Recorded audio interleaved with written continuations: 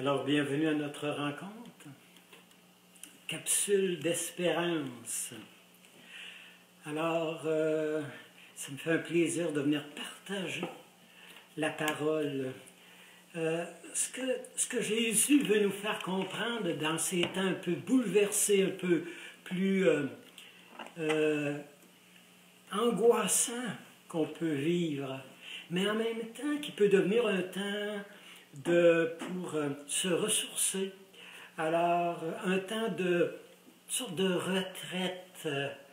Alors, une sorte de reprendre souffle, parce que nous sommes dans des périodes où parfois le souffle peut nous manquer.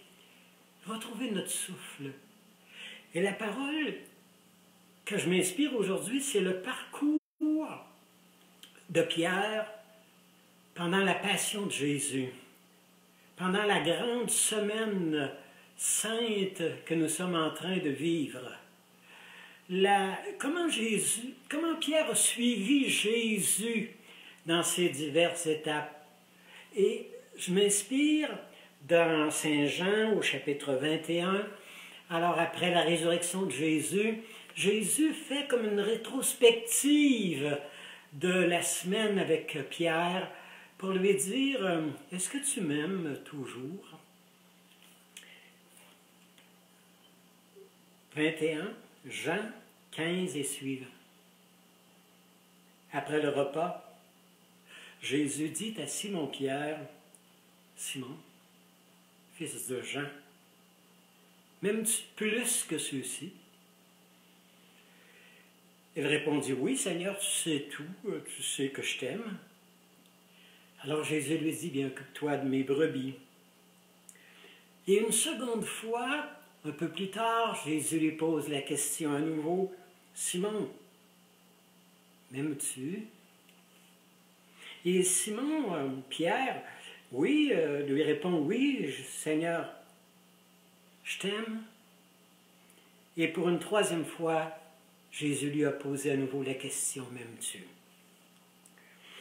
Alors Pierre fut bouleversé, attristé pour cette troisième question. Alors Jésus lui dit, en vérité, je te le dis, quand tu étais jeune, tu attachais toi-même ta ceinture, tu allais où tu voulais. Mais lorsque tu seras devenu vieux, tu étendras les mains.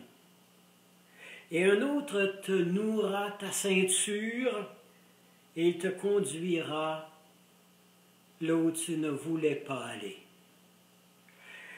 Jésus parlait ainsi pour indiquer par quel genre de mort Pierre devait glorifier Dieu. Et sur cette parole, Jésus lui dit, « Suis-moi. » On va essayer de suivre Jésus et Pierre à quelques moments importants de la passion. Pierre, m'aimes-tu? Après, vous savez, Jésus a posé la question 3 fois. C'est comme s'il y avait diverses étapes dans notre vie, diverses étapes dans lesquelles on traverse. Et nos premiers oui, vous vous souvenez? L'élan, l'enthousiasme, la fraîcheur, l'onction qui nous habitait, une sorte d'air d'aller, on était soufflé par l'Esprit, emporté par un courant de la grâce. Quand on a fait un certain temps dans nos amours, dans nos couples, avec nos grands, nos grandes, un jour, c'est plus comme c'était dans le bon vieux temps. Et la question nous est reposée, peut-être vers 40 ans, souvent, est-ce que tu m'aimes encore? Est-ce que tu m'aimes vraiment? Est-ce que tu m'aimes malgré toutes tes déceptions, malgré toutes les nuits blanches que tu traverses pour les tiens, malgré tes inquiétudes pour le corona le temps qu'on est en train de vivre? Est-ce que tu m'aimes encore? Est-ce que tu es toujours prêt à me suivre? Est-ce que tu es toujours prêt à dire oui? Et pour une troisième fois, un peu plus tard dans notre vie, après un long parcours, après avoir laissé tomber parfois des manteaux qui nous empêchaient d'avancer, la question nous est posée encore, est-ce que tu m'aimes? Alors aujourd'hui, on regarde dans cette marche, alors cette marche qu'on poursuit avec Jésus. Et moi, en lisant cet évangile, vous savez, j'aurais le goût de poser certaines questions à Pierre. Pierre, et c'est chacun de nous, hein? Jésus a connu 3 tentations. Est-ce que tu pourrais nous parler de tes 3 tentations dans ta vie, à différentes phases de ta vie? Quand tu as tout voulu laisser tomber, quand tu aurais eu le goût, comme Judas, de retourner en arrière. Pierre, à quel moment, pour que Jésus te pose 3 fois la question « Est-ce que tu m'aimes ?» et qu'il sorte 3 beaux « oui » de ta part, je soupçonne que tu as eu des non. Parce que des fois, avant de dire les plus beaux « oui », on commence par dire « non, non, non, non, non ». C'est trop me demander, c'est pas facile toujours de te suivre, hein, Jésus, parce que parfois, tu nous fais faire de longues enjambées, tu nous fais sauter du toit, ouvrir les bras, sans parachute, en te faisant confiance. Pierre, c'est quoi les leçons que tu as apprises, toi, là, à l'école de la vie, à l'école de ton maître, à l'école de Jésus? Les leçons que tu as apprises et que tu voudrais nous partager, que tu voudrais nous confier. On connaît tous la tentation. On connaît tous ces moments d'épreuve. Ces moments où on serait porté à tout laisser tomber parce qu'il nous manque de courage. Alors, on est appelé... Et Pierre a fait des erreurs hein, dans le parcours de sa vie. Il a parfois il a frappé la balle et elle ne s'est pas rendue dans le champ. Hein. Alors parfois, elle est tombée tout proche. Pierre, qu'il est émouvant de le voir après un parcours... vous savez, vous avez tous entendu parler de ces moments, hein? Alors, qu'on nous raconte, entre autres en Saint Matthieu, après avoir chanté les psaumes au Jardin des Oliviers le jeudi, Jésus leur dit, « Cette nuit même, vous allez tous tomber à cause de moi. Je frapperai le berger, les brebis du troupeau seront dispersées, mais une fois ressuscité, je vous reverrai en Galilée. » Prenant la parole, Pierre dit, « Même si tous les autres te laissaient tomber, moi, je ne tomberai jamais. » Et Jésus lui dit, « Aujourd'hui, je te le déclare, cette nuit même, avant que le coq ait chanté, tu m'auras renié par 3 fois. » Bouleversant, hein? Une jeune, une servante, alors dans le jardin, qui regarde Pierre et qui lui dit, « Mais Pierre, tu es un ami de Jésus, toi? Tu es un de ses disciples? Tu es un de ceux qui le suit? » Et Pierre dit, « Non, non, non, non, je ne le connais pas. » Et une deuxième fois, Pierre va dire, « Non, vraiment, tu te trompes, ce n'est pas moi. » Et c'est... Vous savez, c'est une question, hein? Est-ce que tu as encore le goût de suivre? Est-ce que tu as encore le goût de mettre tes pas dans ses pas? Est-ce que tu as encore le goût de lui donner la main? Est-ce que tu as encore le goût d'avancer au large? Bouleversante, hein, cette parole de tout à l'heure qu'on a entendue de Jésus qui dit, quand tu étais jeune, tu allais où tu voulais, tu décidais comme toi tu le pensais, tu faisais pour le mieux, tu étais jeune. Mais quand tu auras pris de l'âge et qu'il y aura un peu de fatigue, que tu auras connu des déceptions, que tu auras connu des peines d'amour, que tu auras vu un de tes jeunes en prison, que tu auras vu la maladie de ta mère, Alzheimer. Alors après un certain temps, devenu vieux, dit Jésus, quelqu'un devra te passer la ceinture et que tu puisses me suivre. Et quelqu'un te chaussera tes sandales pour que tu puisses marcher sur mes pas. Alors, et Jésus leur parlait de tous les délaissements, les choses qu'on aurait à laisser tomber en cours de route pour suivre le Maître, le suivre à pas ferme, le suivre malgré tout, le suivre malgré les échecs et malgré les fausses notes de notre vie.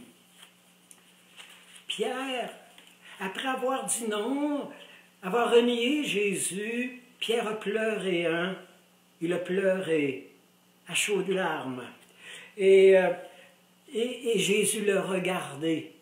Vous savez ce qui l'a fait se repentir, ce qui l'a fait se convertir, ce qui l'a fait se retourner vers Jésus, ce qui l'a fait reprendre la route, le regard de Jésus.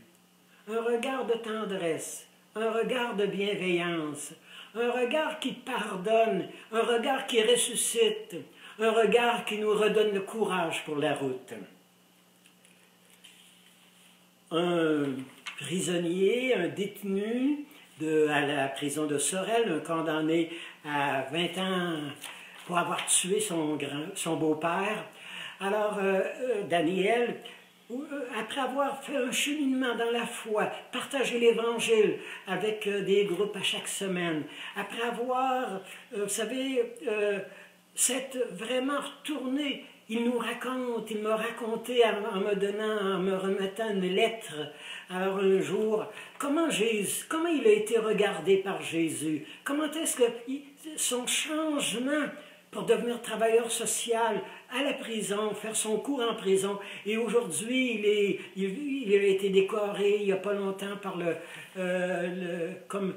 gouverneur général comme l'homme le plus utile dans les prisons où les condamnés à vie sont là, aidés par cet homme-là.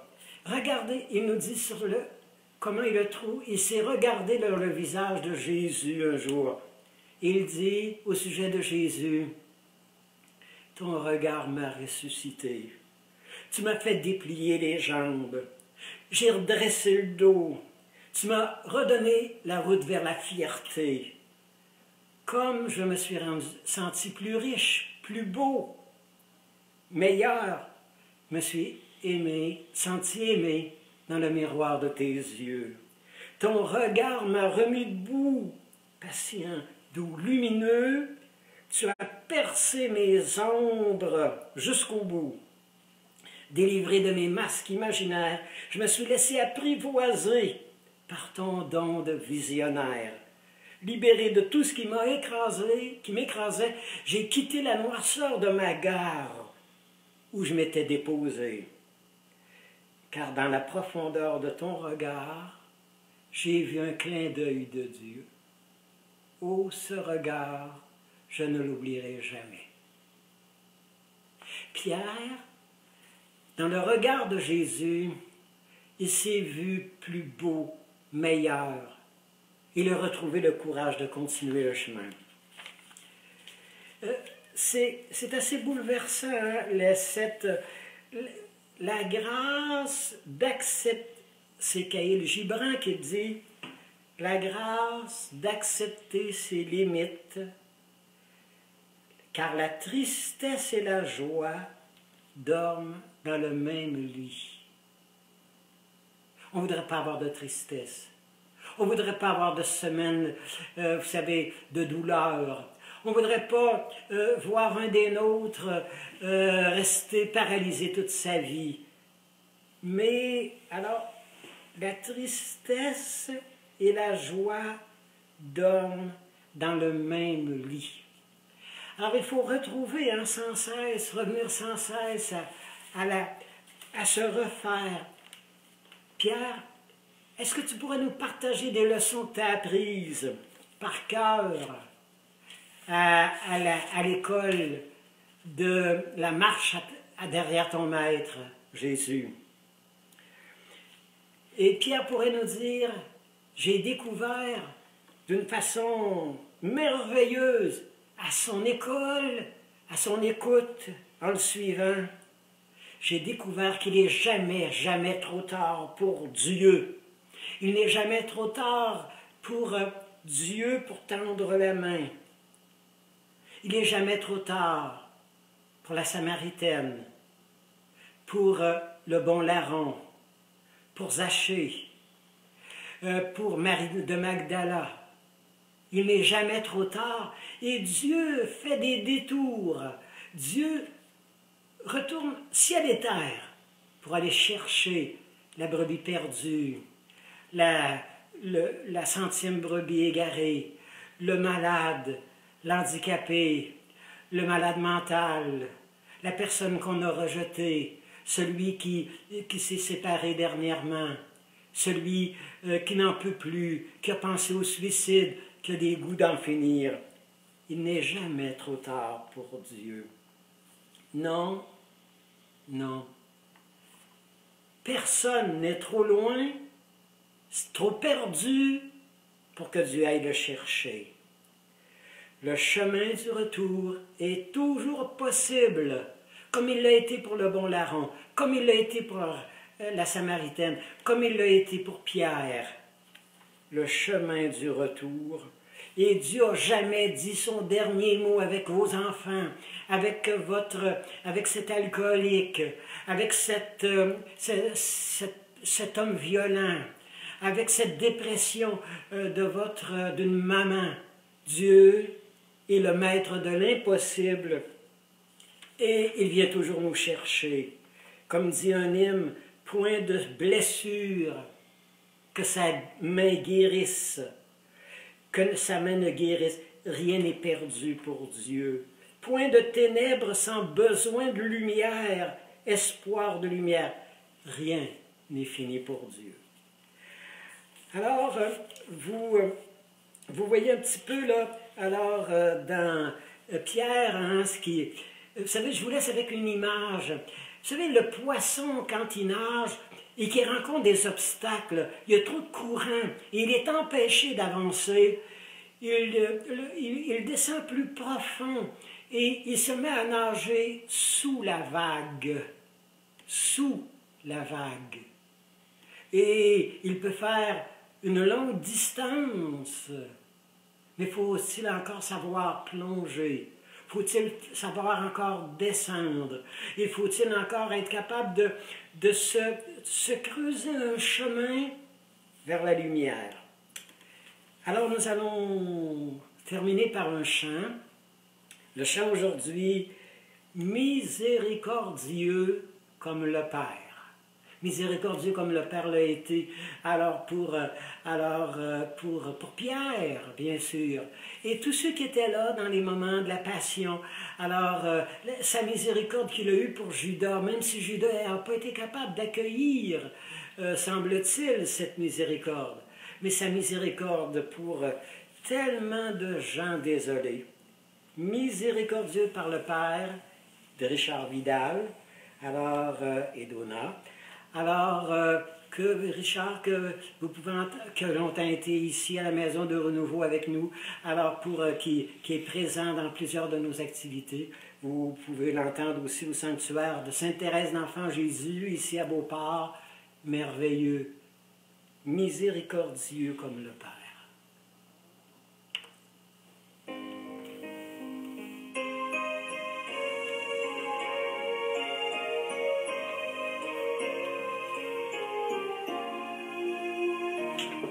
Miséricordieux comme le Père, entends le cri profond de la misère, et chante au Dieu du ciel à chaque jour, éternel est son amour.